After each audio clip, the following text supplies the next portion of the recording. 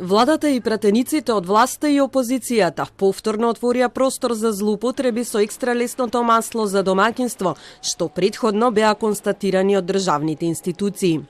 Ово енергенска поевтин наместо за грејење во домаќинствата во огромни количини со децении завршуваше во резервоарите на автомобилите на штета на буџетот и животната средина. Иако пред 7 месеци проблемот краткорочно се реши со уредба со која се изедначија акцизите за екстра лесното масло за домаќинство и дизел горивото, сепак таа уредба истекува денеска, а со оглед дека измените на законот за акцизи во кој е вметната уредбата не е донесен, оставен е простор во игра да се вратат злоупотребите. Законските измени владата доцна ги прати во собрание, а потоа преовладаа партискиот пред јавниот интерес и законот остана заглавен во собрание.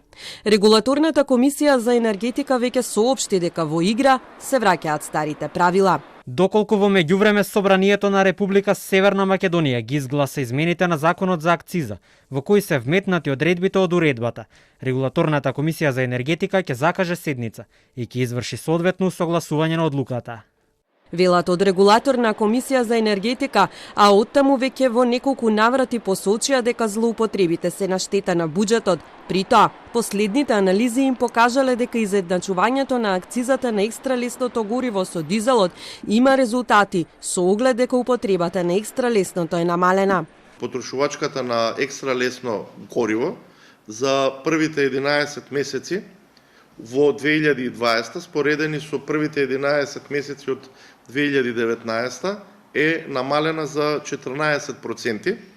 Имајќи во предвид дека оваа уредба се донесе кон крајот на април, анализата ја направивме анализа за вториот дел од годината и тамо кога реално оваа уредба била во сила, имаме намалување на потрошувачката на екстра лесното гориво помеѓу 35 и 40%. Тоа упатува дека на овој начин се зголемени приливите во буџетот, а исто така е спречена малверзацијата со екстра лесното гориво, бидејќи наместо екстра лесност се точело тоа што треба, а тоа е дизелот и на тој начин се дал значителен придонес кон заштитата на животната средина.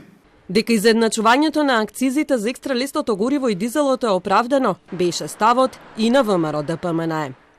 Треба да се размисли за делот од предлогот за изедначување на акцизата за екстра лесното гориво со таа на дизелот.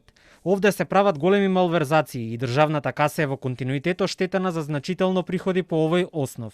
Изјави претходно Трајко Славевски, а се додека законските измени кои се во собраниска процедура не бидат донесени, штетите ќе бидат големи, со оглед дека претходните анализи покажаа оти буџетот е оштетен за 30 милиони евра годишно, а еколошките ефекти се катастрофални, бидејќи екстра лесното е 100 пати поголем загадувач од дизелот.